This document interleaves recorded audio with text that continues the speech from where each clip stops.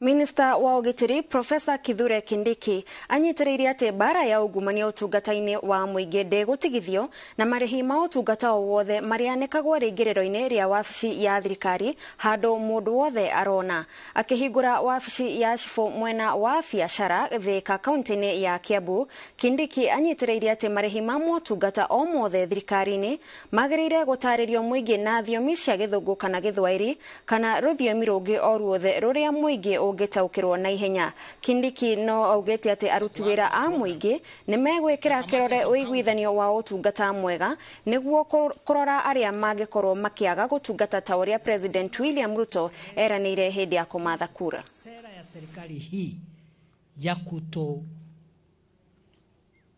ya kuhakikisha kwamba hakuna maneno ya rushwa katika ofisi za serikali.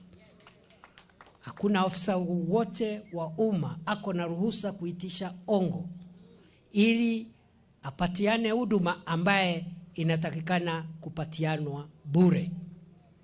And in case a certain service requires the payment of statutory charges and fees which are gazetted, then the service charter must provide the services where government fees are applicable. And as you are aware, the government has directed there will be no payment of government fees in cash again.